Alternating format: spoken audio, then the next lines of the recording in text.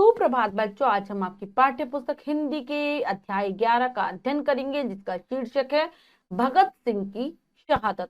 तो चलिए पाठ को पढ़ते हैं और जानते हैं पाठ के विषय में विस्तार पूर्वक। अध्याय 11, भगत सिंह की शहादत। पाठ परिचय जान लेते हैं। यह संस्मरण महान क्रांतिकारी सरदार भगत सिंह के अंतिम दिनों की जीवन झांकी प्रस्तुत करता है। उनको मिली फांसी की सजा सुनते ही पूरा देश स्तब्ध रह गया। उनके मित्र एवं वकील प्राणनाथ मेहता इस बात के लिए प्रयत्नशील थे कि भगत सिंह, राजगुरु और सुखदेव मर्सी अपील पर हस्ताक्षर कर दे, जो असंभव था। श्री मेहता की मर्सी अपील से पूर्व वायसराय को जो पत्र इन्होंने लिखा, उसका अनुवाद यहाँ दिया गया है। तो ये एक संस्मरण है। संस्मरण यानी कि यादें हैं, जो कि हमारे देश के महान क्रांतिकारी भगत सिंह के अंतिम दिनों के बारे में हमें बताता है, उनके अंतिम जीवन के हमें दर्शन कराता है। उनको जब फांसी की सजा मिली तो ये बात सुनकर पूरा देश एकदम शॉक हो गया था, एकदम स्तब्ध, एकदम बिल्कुल शांत मौन हो गया था। और जो उनके एक वकील थे, जिनका जो कि उनके एक मित्र भी थे, प्राणनाथ मेहता, वो ये चाहते थे, उनका प्रयास था कि भगत सिंह, राजगुरु और सुखदेव मर्सी अपील यानी कि जो दया की जो भीख मांग रहे थे, वो अंग्रेज सरकार से उस पर हस्ताक्षर करते। लेकिन ये चीज असंभव थी, हो ही नहीं सकती थी। और उससे पहले श्री मेहता भगत सिंह के सामने मर्सी अपील लाते, उस पर हस्ताक्षर कराते। इससे पहले ही वो जो वायसराय था वहां का, उसको वो एक पत्र लिखते हैं। इस पत्र के बारे में यहाँ विस्तार पूर्वक बताया गया है। तो चलिए पढ़ते हैं पाठ और जानते हैं पत्र के बारे में। 21 मार्च 1931 की सुबह लाहौर के एक प्रमुख वकील को दिल्ली से श्री आसफ अली का टेलीफोन आया। वह सज्जन भगत सिंह, राजगुरु और सुखदेव आदि क्रांतिकारी कैदियों के लिए निश्चित कानूनी सुरक्षा समिति के अध्यक्ष थे। तो दिन था 21 मार्च सन 1931 का, और सुबह सुबह लाहौर के प्रमुख वकील थे, उनको दिल्ली से एक फोन आता है, जो कि श्री आसफ अली जी का था, जो हमारे क्रांतिकारी थे, जिनको कैदी बना लिया गया था भगत सिंह, राजगुरु और सुखदेव को।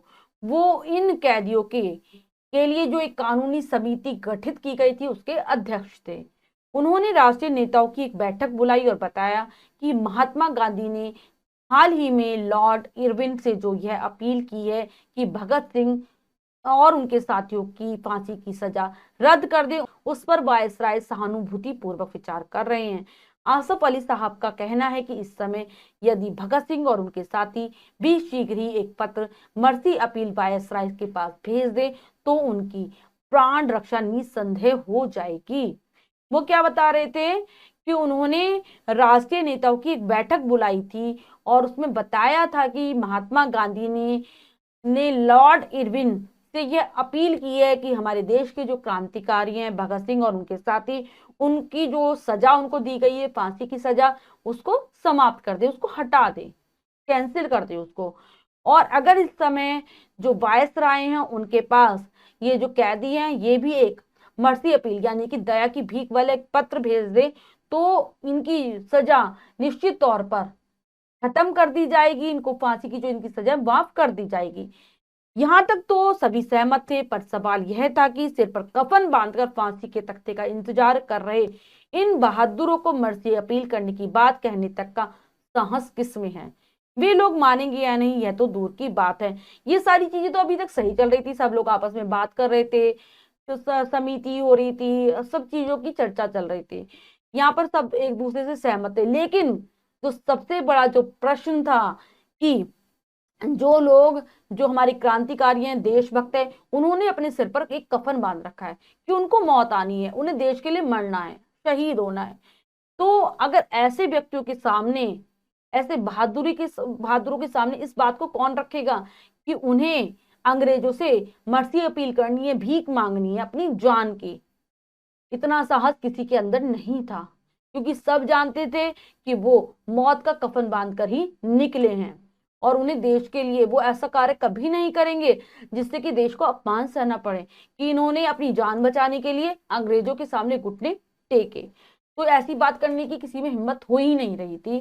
किसी ने सुझाया कि यह काम प्राणनाथ मेहता को सौंपा जाए। प्राणनाथ भगत सिंह के बचपन के साथियों में से थे। उन्होंने भगत सिंह के लिए कानूनी दौड़ धूप करने की इच्छा से गवर्नमेंट कॉलेज के एमए की पढ़ाई बीच में ही छोड़ दी थी। वे एलएलबी की परीक्षा पास कर चुके थे। प्रीवी काउंसिल को भेजे जाने वाली अपील पर भी भगत सिंह और उसके साथियों ने प्राणनाथ मेहता के कहने पर हस्ताक्षर किए थे। तो सबने आपस में सहमति बनाई कि ये काम प्राणनाथ मेहता कर सकते हैं, क्योंकि वो उनके बचपन के साथियों में से एक हैं। उन्होंने भगत सिंह के लिए जो कानूनी लड़ाई चल रही थी उसकी भागदौड़ करने के लिए वो जो एमए कर रहे थे गवर्नमेंट कॉलेज से उसको भी छोड़ दिया था, बीच में ही छोड़ दिया था, और उन्होंने एलएलबी कर ली थी। और पहले प्रीवी काउंसिल को भी एक जो अपील भेजी गई थी उस पर भी भगत सिंह और उसके साथियों ने इनके कहने पर ही हस्ताक्षर किए थे। कुछ झिझक के साथ प्राणनाथ मेहता ने यह उत्तरदायित्व स्वीकार कर लिया और पंजाब सरकार से आज्ञा लेकर उसी शाम वे भगत सिंह और उनके साथियों से मिलने जेल में गए। उन्हें भी अंदर से झिझक हो रही थी, वो ये कार्य नहीं करना चाह रहे थे, लेकिन जब बार बार सबने कहा तो उन्होंने ये काम अपने ऊपर ले लिया। प्राणनाथ मेहता ने पंजाब सरकार से आज्ञा ली और शाम के समय वे भगत सिंह और उनके साथियों से मिलने के लिए जेल में पहुंचे। पिछले 7-8 घंटे प्राणनाथ मेहता यही सोचते रहे कि वह किस तरह इस प्रस्ताव को नरपुंगवों के सम्मुख रखेंगे। पर जब वह उनके सम्मुख पहुंचे तो उनके चेहरे पर घबराहट छिपाई नहीं छिप रही थी। क्या होता है कि जो प्राणनाथ मेहता जी होते हैं वो बार बार अपने मन में 7-8 घंटे तक यही विचार कर रहे होते हैं कि वो किस प्रकार से इस प्रस्ताव को लेकर भगत सिंह, राजगुरु और सुखदेव के पास जाएंगे, क्योंकि वो तो बहुत ही श्रेष्ठ प्राणी हैं, श्रेष्ठ व्यक्ति हैं। और जब वो उनके सामने जाते हैं तो उनके चेहरे पर जो घबराहट आ जाती है वो छुपाने से भी नहीं छुपती। भगत सिंह ने कोई मजाक कर उन्हें समझने का अवसर दिया। बातचीत गांधी जी के प्रयत्नों के संबंध में चली। प्राणनाथ ने कहा, गांधी जी के प्रयत्न सफल भी हो सकते हैं यदि उन्हें आप लोगों का कुछ सहयोग प्राप्त हो जाए। फिर भगत सिंह उन्हें नॉर्मल करने की कोशिश करते हैं, हंसी मजाक की बातें करने लगते हैं उनसे, और फिर बताते हैं कि अगर गांधी जी तो प्रयास कर रहे हैं, इस संबंध में बातें होने लगे। वो कह रहे हैं गांधी जी के प्रयास सफल हो सकते हैं अगर आप लोग भी उनका क्या करें, सहयोग करें। प्राणनाथ मेहता ये बात कहते हैं भगत सिंह से और उनके साथियों से। उसके बाद राजगुरु ने गंभीर होकर पूछा, हम लोगों का कैसा सहयोग? प्राणनाथ ने कहा, इतने सीरियस न बनो राजगुरु, तुम्हारा यह रूप देखकर मुझे डर लगता है। वातावरण फिर हल्का हो गया। प्राणनाथ ने कहा, दोस्तों तुम इस बात को तो मानते हो कि हिंदुस्तान की आजादी बहुत दूर नहीं है? भगत सिंह ने कहा, जरूर, यही विश्वास तो हमारी प्रेरक शक्ति बना हुआ है। तो फिर आजाद भारत को तुम लोगों की जरूरत सबसे अधिक होगी। नए भारत का निर्माण तुम लोगों से अधिक अच्छा और कौन कर सकेगा? फिर ऐसे वो बात को बढ़ाते हुए कहते हैं, तो राजगुरु उनसे पूछते हैं कि हमारा कैसा सहयोग चाहिए। प्राणनाथ कहता है कि तुम इतने गंभीर होकर बातें मत करो, मुझे तुम्हें देखकर डर लगने लगता है। फिर इस प्रकार की बातें होती रहती हैं। प्राणनाथ मेहता कहते हैं कि आप लोग ये बात जानते हैं कि हिंदुस्तान की आजादी बहुत दूर नहीं है, हिंदुस्तान जल्दी ही आजाद होने वाला है।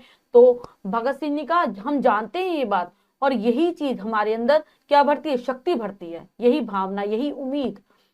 तो फिर प्राणनाथ मेहता अपनी बात को आगे बढ़ाते हुए कहते हैं, तो जब हमारा भारत आजाद हो जाएगा तो तुम जैसे लोगों की इस भारत को सबसे अधिक आवश्यकता होगी। सुखदेव ने कहा, प्राणनाथ, हम लोग तो भारत की आजादी की नींव की पत्थर हैं, ऊपर की इमारत तो बाद के लोग बनाएंगे, उसकी चिंता करना हमारा काम नहीं है। भगत सिंह ने मुस्कुराकर कहा, यार वकीलों वाली बातें छोड़, सीधी तौर से बता तू क्या कहना चाहता है? यही कि तुम्हारा जीवन कौम की थाती है और कौम चाहती है कि तुम गांधी जी के हाथ मजबूत करने के लिए वायसराय के नाम पर मर्सी अपील भेज दो। क्या कहते हैं? सुखदेव ने कहा, जब प्राणनाथ ये बात कहते हैं तो सुखदेव कहते हैं कि हम तो भारत की जो आजादी की जो एक इमारत खड़ी की जा रही है, हम तो उसकी नींव के पत्थर हैं, यानी कि हम नीचे से अपना योगदान दे रहे हैं, और ऊपर की इमारत तो बाद में बनेगी जब भारत आजाद हो जाएगा, और वो आने वाले लोग बनाएंगे, उसमें हमारी कोई जरूरत नहीं है। भगत सिंह कहते हैं कि तू फालतू की बातें, इधर उधर की बातों को क्यों घुमा रहे हैं, सीधे सीधे बताओ तुम कहना क्या चाहते हो। क्या कहते हैं कि तुम्हारा जो जीवन है हमारी कौम की थाती है, यानी कि हमारी जो एक धरोहर है तुम्हारा, जो जीवन जिसको हमें संभाल कर रखना है। और हमारा जो पूरा हिंदुस्तान है, यहाँ के जो लोग हैं, वो सब यही चाहते हैं कि तुम गांधी जी के हाथ को मजबूत करने में अपना योगदान दो, तुम वायसराय के नाम पर एक मर्सी अपील भेज दो। तीनों के मुख एकाएक गंभीर हो गए। राजगुरु ने कहा, प्राणनाथ, तुमसे हमें यह उम्मीद न थी। सुखदेव बोले, हम तुम्हें अपना सच्चा दोस्त समझते थे। प्राणनाथ, यह बात कहने की तुम्हारी हिम्मत किस तरह हुई? भगत सिंह ने आंख के इशारे से अपने दोनों साथियों को चुप किया और बड़ी शांत आवाज में पूछा, किस तरह की मर्सी अपील तुम चाहते हो? तो जैसे ही ये बात सुनते हैं तीनों, उनके चेहरे पर गंभीर मुद्रा आ जाती है, वो एकदम शांत हो जाते हैं। राजगुरु कहते हैं कि हमें तुमसे ऐसी उम्मीद नहीं थी। सुखदेव कहते हैं, हम तो तुम्हें अपना सच्चा दोस्त मानते थे। लेकिन जो भगत सिंह है उन दोनों को चुप करा देते और कहते हैं कि तुम कैसी मर्सी अपील चाहते हो हम लोगों से? उत्साहित होकर प्राणनाथ ने कहा, मुझे गलत मत समझो मेरे दोस्तों, हम लोग ऐसी कोई बात नहीं चाहते जिससे तुम्हारी शानदार बहादुरी को बट्टा लगे। आज रात हमारी कमेटी की बैठक में ड्राफ्ट बनाया जाएगा, जो मैं कल सुबह तुम्हारे पास लाऊंगा। तो प्राणनाथ को लगता है कि ये भगत सिंह अब उनकी बात मान लेंगे। वो कहते हैं, मुझे गलत मत समझो, हम तुम्हारी बहादुरी में कोई बट्टा लगाना नहीं चाहते, कि हम तुम्हारी बहादुरी जो तुम अभी तक करते आ रहे हो देश के लिए उसको खराब नहीं करना चाहते हैं। लेकिन हमारी कमेटी एक ड्राफ्ट बना रही है मर्सी अपील का, और मैं कल सुबह तुम्हारे सामने उसको लेकर आऊंगा।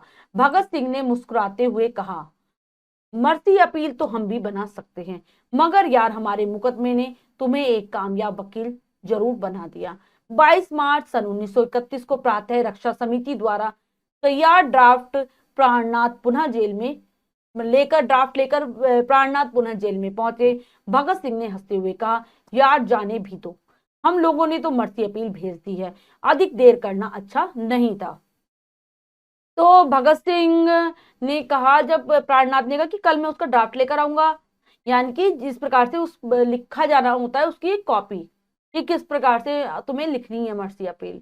तो वो कहते हैं कि मर्सी अपील तो हम खुद भी लिख सकते हैं, हम उसमें क्या करना है, हमें दया की भीख ही तो मांगनी है, और तुम ये सब कर रहे हो, हमारा मुकदमा तुम्हें एक बहुत कामयाब वकील बनाता जा रहा है। और 22 मार्च के दिन प्राणनाथ मेहता जो समिति के द्वारा जो ड्राफ्ट बनाया गया था मर्सी अपील का, उसे लेकर पहुंचते हैं। उन्हें देखते ही भगत सिंह कहते हैं, अब इसे छोड़ो भी, तुम तो अब लेकर आए हो, हमने मर्सी अपील भेज दी, मुझे उचित नहीं लगा कि इसमें देरी की जाए। प्राणनाथ ने समझा कि भगत सिंह अपने स्वभाव के अनुसार मजाक कर रहे हैं। भगत सिंह बोले, यार मर्सी अपील लिखना भी कोई बड़ा काम है, आखिर दया की भीख ही तो मांगनी थी। प्राणनाथ समझते हैं कि जो भगत सिंह है वो उनके साथ मजाक कर रहे हैं, क्योंकि उनकी आदत है हमेशा मजाक करने की। तो भगत सिंह कहते हैं, ये कोई बड़ा काम नहीं था, इसमें केवल दया की भीख ही तो मांगी जाती है।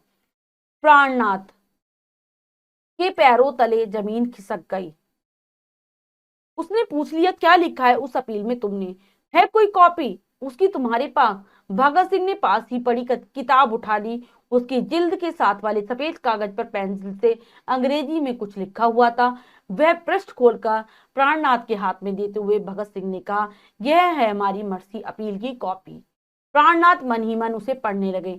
इस मर्सी अपील का आशय इस प्रकार था। तो अपनी बात को की पता लगाने के लिए इन लोगों ने मर्सी अपील भेजी है या नहीं भेजी। प्राणनाथ मेहता कहते हैं कि तुम मुझे वो दिखाओ कि तुमने क्या लिखा था, तुम्हारे पास उसकी कोई कॉपी है? क्योंकि उनके पैरों के नीचे तो जमीन निकल गई थी कि उन लोगों ने अचानक से मर्सी अपील कैसे भेज दी। तो वो भगत सिंह वहां पर एक किताब रखी होती है, उसको उठाकर उनको देते हैं। उसके के साथ जो जिल्द चढ़ा हुआ था, कवर था, उसके साथ जो सफेद कागज था उस पर अंग्रेजी में कुछ लिखा हुआ था। भगत सिंह कहते हैं, ये है हमारी मर्सी अपील की कॉपी, पढ़ लो इसे। तो प्राणनाथ उसको जब मन ही मन पढ़ने लगते हैं, तो वो अपील थी, उसका आशय इस प्रकार था, हम लोग इतिहास के विद्यार्थी हैं और यह जानते हैं कि राष्ट्रों की शक्ति का चक्र सदा बदलता रहता है। भारत आज पराधीन है और आप लोग हमारे आका बने हुए हैं, पर हम यह भी जानते हैं कि अब बहुत वक्त तक आप हमारे मालिक नहीं बने रह सकेंगे। भारत में आज आजादी की जो तड़प विद्यमान है, हम तीनों प्रतिनिधि हैं और हम यह स्वीकार करते हैं कि हम आपकी सरकार के शत्रु हैं। तो वो लिखते हैं कि हम इतिहास के विद्यार्थी हैं और हमने इतिहास पढ़ा है, हम ये जानते हैं कि कभी भी जो राष्ट्रों का जो बल है, जो शक्ति है, वो एक समान नहीं रहती, वो चक्र के रूप में लगातार चलती रहती है। भारत आज गुलाम है, लेकिन आप लोग, और आप लोग क्या हैं, हमारे मालिक बने हुए हैं, हमारे स्वामी बने हुए हैं। और हम यह भी जानते हैं कि अब वो वक्त आ गया है कि आप ज्यादा समय तक हमारे स्वामी बनकर नहीं रह सकते। हमने देखा है कि हमारे देश के लोगों में आज जो आजादी की जो तड़प है वो उठ रही है, जो उनके अंदर भरी हुई थी, और हम तीनों उसके क्या कर रहे हैं, प्रतिनिधित्व कर रहे हैं, हम उसके नेता हैं। और हम ये बात भी मान रहे हैं कि हम आप लोगों के दुश्मन हैं। इस शत्रुता पर हमें गर्व है। हम लोग आपके विरुद्ध युद्ध करते हुए गिरफ्तार हुए हैं। हमें मालूम ही है कि चंद दिनों में आप हमें फांसी पर चढ़ाने वाले हैं, वो कह रहे हैं, और हम आपके दुश्मन हैं। और ये बात हम गर्व के साथ कह रहे हैं, हमें इस पर घमंड है। और हम जानते हैं कि आपने हमें जब गिरफ्तार किया था, हम आपके साथ युद्ध कर रहे थे, और आप हमें फांसी पर भी चढ़ाने वाले हैं। वह फांसी जो हमारी इन कोठरियों से कुछ ही गजों के अंतर पर है। इस पत्र द्वारा हम तीनों आपसे अपील करते हैं कि हम तीनों को आप फांसी पर न चढ़ाकर हमें अंग्रेजों द्वारा बंदूक से शूट करवा दीजिए। आप जानते हैं कि युद्ध में पकड़े गए शत्रुओं को इसी तरह शूट किया जाता है, फांसी नहीं दी जाती। वो क्या कहते हैं कि हम आपके शत्रु हैं, हम ये बात मानते हैं और गर्व से कह रहे हैं ये बात, और हम यही चाहते हैं कि आप हमें फांसी ना दें, हमें सीधा बंदूक से उड़वा दें, शूट करवा दें। क्योंकि क्या होता है, युद्ध में जो भी शत्रु पकड़े जाते हैं उनके साथ ऐसा ही व्यवहार किया जाता है, उन्हें फांसी नहीं दी जाती। वो इस प्रकार की अपील भेजते हैं और नीचे अपने हस्ताक्षर करते हैं भगत सिंह, राजगुरु और सुखदेव।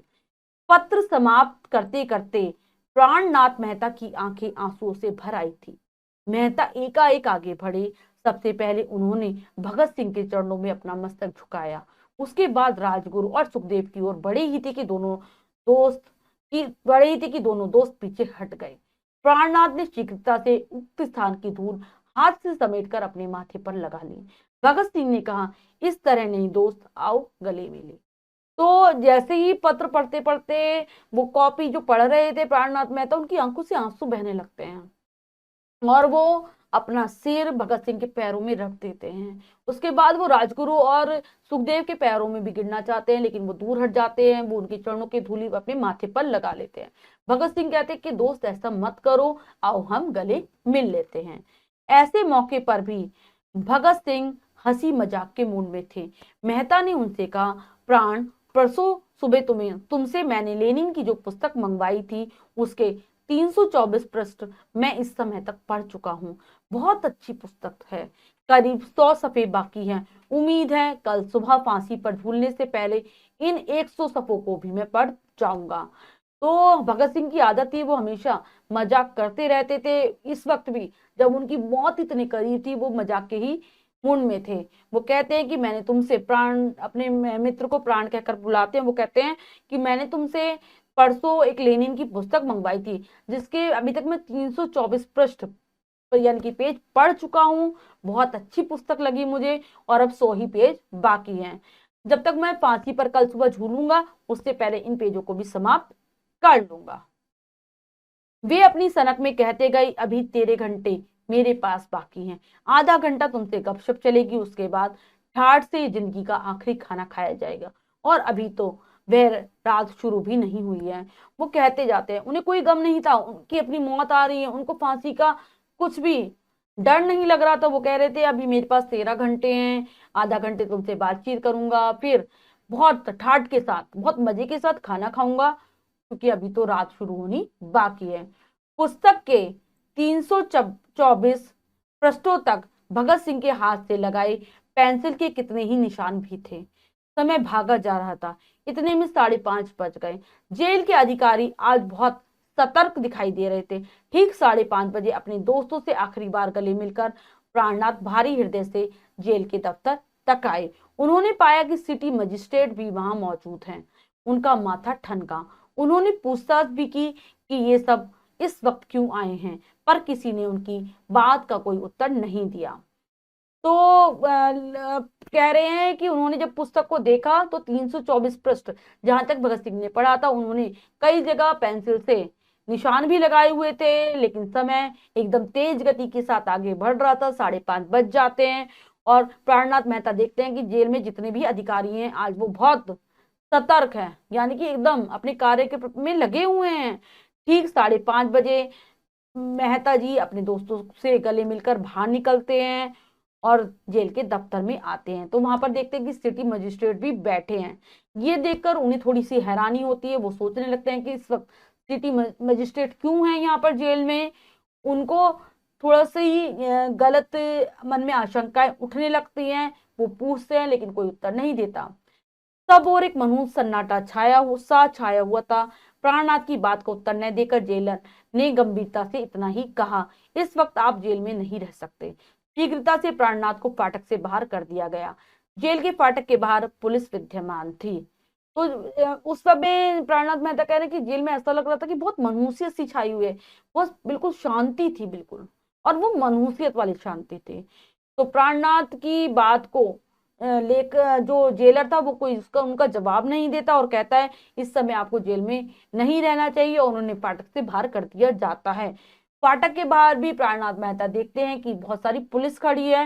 मध्य रात्रि के 1 बजे एकाएक सारा लाहौर जाग उठा। गली गली में बच्चे और नौजवान ये चिल्लाते हुए घूम रहे थे, उठो उठो सोने वालों, भगत सिंह और उनके साथियों को फांसी हो गई। भगत सिंह जिंदाबाद, राजगुरु जिंदाबाद, सुखदेव जिंदाबाद। आधी ही रात्रि बीती थी और 1 बजे ऐसा लगा कि पूरा लाहौर जाग रहा है। चारों तरफ शोर ही शोर हो रहा था। गली गली में बच्चे शोर करते हुए घूम रहे थे, नौजवान चिल्ला रहे थे और सबसे यही कह रहे थे, उठो उठो, जो भी सो रहे हैं लोग सब उठ जाएं। भगत सिंह और उनके साथियों को फांसी पर लटका दिया गया है और सब भगत सिंह जिंदाबाद, राजगुरु जिंदाबाद और सुखदेव जिंदाबाद के नारे लगा रहे थे। कचहरी के बाहर अभी अभी उर्दू में एक छोटा सा नोटिस लगाया गया था कि शाम के 6 बजे भगत सिंह, राजगुरु और सुखदेव को फांसी दे दी गई है और उनके अपने अपने मजहब के अनुसार उनका दाह संस्कार भी उसी समय कर दिया गया है। तो अचानक से जो कोर्ट था, कचहरी थी, उसके बाहर उर्दू में एक छोटा सा नोटिस टाक दिया जाता है कि शाम के समय 6 बजे, जो कि अगले दिन फांसी होने वाली थी, वो उसी दिन दे दी जाती है उन्हें कि शाम को 6 बजे भगत सिंह, राजगुरु और सुखदेव को फांसी पर लटका दिया गया है और उनके जिस जिस मजहब के वो लोग थे उसके हिसाब से उनका दाह संस्कार भी, यानी कि उनकी को अंतिम विदाई दे दी गई है, उनकी शरीर को जला भी दिया गया है। बात यह हुई कि पंजाब सरकार को ज्ञात हुआ था कि 24 मार्च की प्रातः 1 लाख के करीब व्यक्ति जेल से बाहर जमा होंगे। इससे उन्होंने 23 मार्च की साय को ही तीनों वीरों को फांसी देने का निश्चय कर लिया था।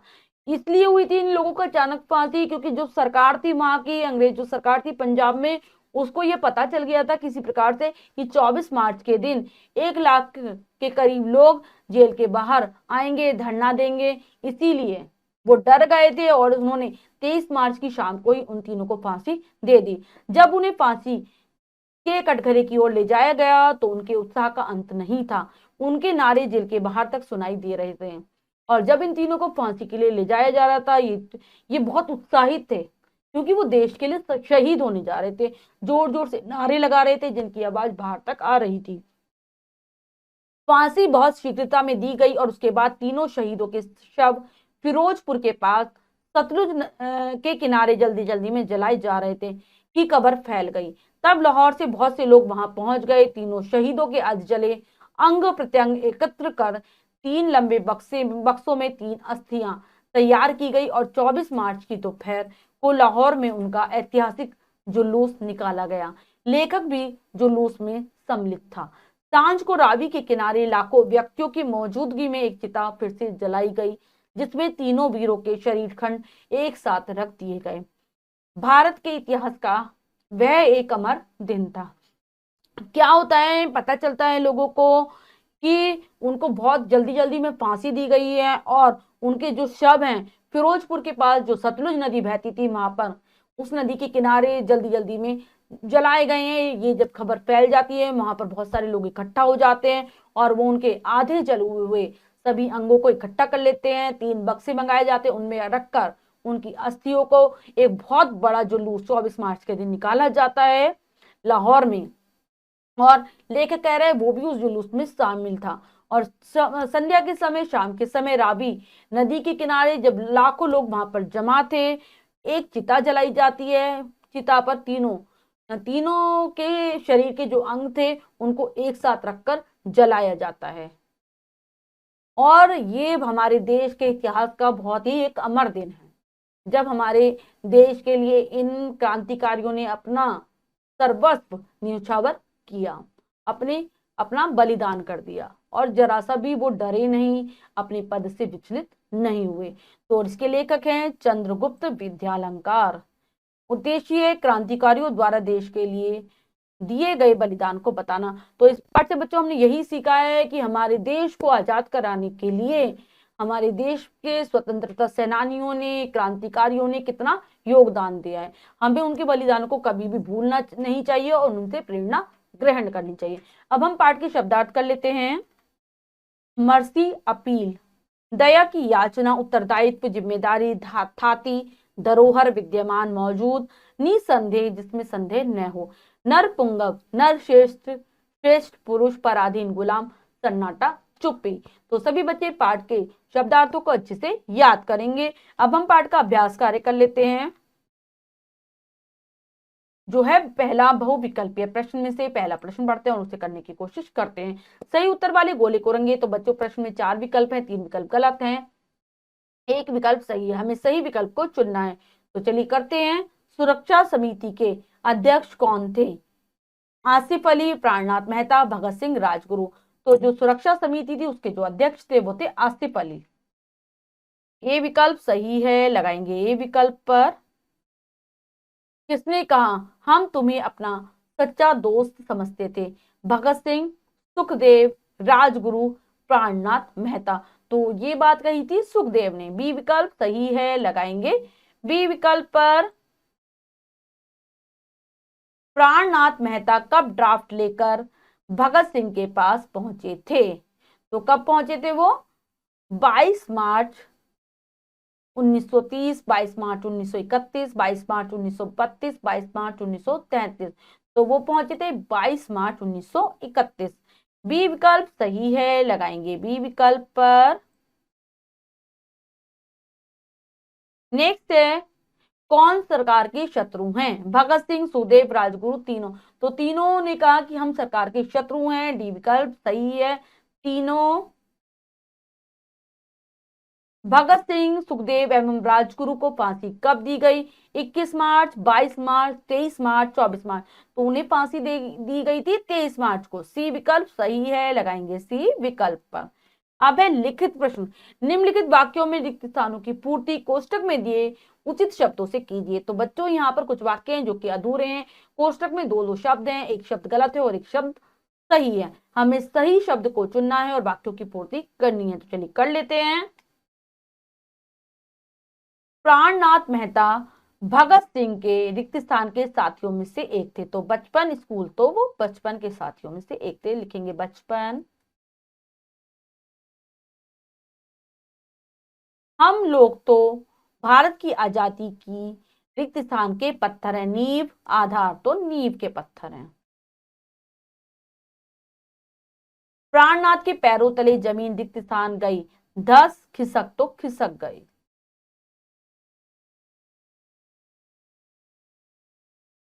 नेक्स्ट है, मध्य रात्रि रिक्त स्थान बजे एकाएक सारा लाहौर जाग उठा, 1 2, तो 1 बजे। 23 मार्च की रिक्त स्थान को ही तीनों वीरों को फांसी देने का निश्चय कर लिया गया, साए।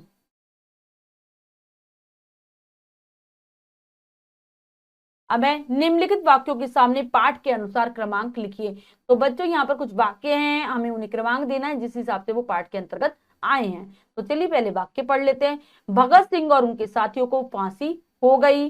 ऐसे मौके पर भी भगत सिंह हंसी मजाक के मूड में थे। हम लोग आपके विरुद्ध युद्ध करते हुए गिरफ्तार हुए थे। यह है हमारी मर्सी अपील की कॉपी।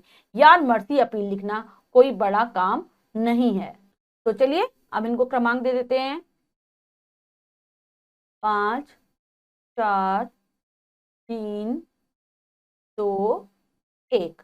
इसके बाद हमारा जो अगला प्रश्न है, निम्नलिखित प्रश्नों के उत्तर दीजिए। तो बच्चों इन प्रश्नों के उत्तर आप स्वयं लिखेंगे अपनी अभ्यास पुस्तिका में। पाठ को ध्यानपूर्वक पढ़ेंगे तो आप इन प्रश्नों को आसानी से हल कर पाएंगे।